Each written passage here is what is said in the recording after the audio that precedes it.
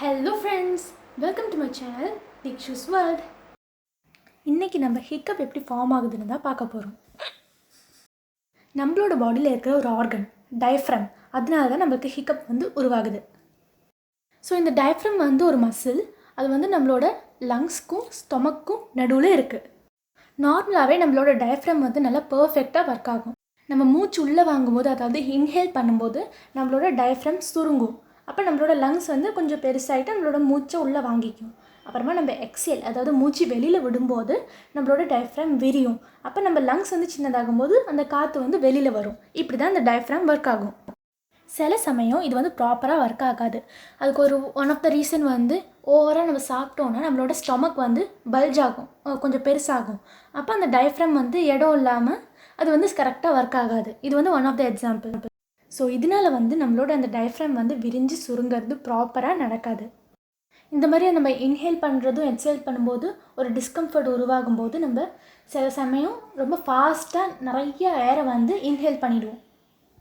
அந்த ஏர் நம்மளோட த்ரோட்டுக்குள்ளே இருக்கிற வாய்ஸ் பாக்ஸில் போகும்போது நம்மளோட வாய்ஸ் பாக்ஸ் டக்குன்னு மூடிடும். அப்போ ஒரு சவுண்ட் உருவாகும். அந்த சவுண்டுக்கு பேர் தான் ஹிக்கப்ஸ், இல்லைனா விக்கல். நம்ம ஹிக்கப்ஸ் எப்படி வருதுன்னு பார்த்தோம். ஆனால் அது எப்படி நிறுத்துதுன்னு பார்க்கல. ஸோ அதான் இப்போ பார்க்க போகிறோம். ஸோ நம்ம ஐஸ் வாட்டர் குடித்தா ஹிக்கப் நிற்கும். அண்ட் இன்னொன்று கொஞ்சம் சுகர். நான் இது ட்ரை பண்ணியிருக்கேன், எனக்கு நிற்கிது. ஸோ கொஞ்சம் sugar sugar granular sugar, powder sugar இல்லை, கிரானுவல் சுகர் கொஞ்சம் சாப்பிட்டோன்னா நமக்கு ஹிக்கப் நிற்கும். வேறு ஒரு 1 ஸ்பூன் ஹனி சாப்பிட்டோன்னா ஹிக்கப் நிற்கும் சொல்கிறாங்க. ஸோ இந்த கோல்ட் வாட்டர் இல்லைனா சுகர் இல்லைனா ஹனி இதில் ஏதாவது ஒன்று சாப்பிட்டா உங்களுக்கு ஹிக்கப் நிற்கும் ஃப்ரெண்ட்ஸ். அண்ட் உங்களுக்கு இந்த வீடியோ பிடிச்சிருக்கும்னு நினைக்கிறேன். உங்களுக்கு இந்த வீடியோ பிடிச்சதுன்னா லைக் பண்ணுங்கள் ஃப்ரெண்ட்ஸ்.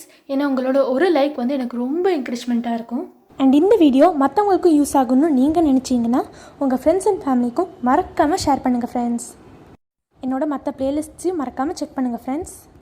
உங்களுக்கு இந்த மாதிரி நிறைய வீடியோஸ் பார்க்கணுன்னா என்னோடய சேனலை சப்ஸ்கிரைப் பண்ணுங்கள். அண்ட் அதுக்கு பக்கத்தில் இருக்கிற பெல் ஐக்கானே கிளிக் பண்ணுங்கள். அப்போ தான் நான் போடுற நியூ வீடியோஸ்க்கெல்லாம் நோட்டிஃபிகேஷன்ஸ் உங்களுக்கு வரும். அடுத்த ஒரு சூப்பரான வீடியோவில் சந்திக்கும் வரை பாய் ஃப்ரம் தீக்ஷு.